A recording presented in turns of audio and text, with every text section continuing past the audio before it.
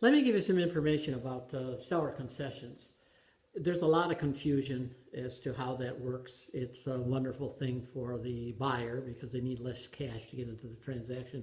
One of the things that happens very often is that the buyer goes to the lender and starts talking to the lender about the money he needs to close, and the lender suggests that they approach the seller and ask the seller to pay a portion of the cost. Largely speaking, the seller doesn't like it. They get all confused. They think you're getting into their pocket. Let me give you an example. And I'm going to work with, say, $100,000 because, frankly, when you start getting over, say, 150, it just is not that common. Most buyers coming into the transaction have sufficient cash. So you got a $100,000 house. You're going to buy it. You're going to put 5% down, which means you need $5,000. Largely speaking, any house that you buy, you're going to need some more money over and above the down payment to pay your mortgage closing costs, which if you itemize, it's a great big long list of stuff, like pay the first year's taxes, pay the first year's homeowner insurance, get a home inspection, pay for the appraisal, loan origination fee, and interest adjustment. This is part of the confusion. Let me put it like this. There's two hunks of money. The down payment, $100,000, 5% down, $5,000, and generically all the other money that you need to close. Let's just lump it into one catchphrase: costs to close. All right, they are typically right around on a $100,000 house. They're typically close to about $4,000, somewhere in the neighborhood of that amount of money. So you need 5 plus 4, that's $9,000. Sometimes the buyer doesn't have $9,000.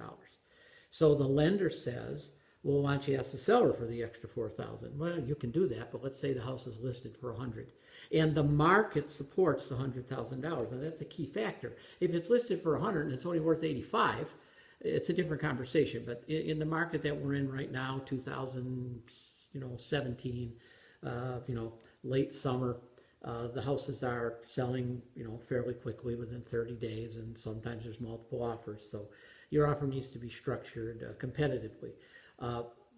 To jump to the bottom line, I'm not an advocate of seller concessions because the seller doesn't like it. They don't understand. So let's get back to the strategy. It's listed for $100,000. It's worth $100,000. And you say, I'm going to give you $100,000. And you're all proud of your offer, but you want $5,000 back for cost. Well, believe me, the seller has a really good pencil, and their real estate agent has a good pencil, and they're going to take $5,000 off, and you're going to say the offer's $95,000.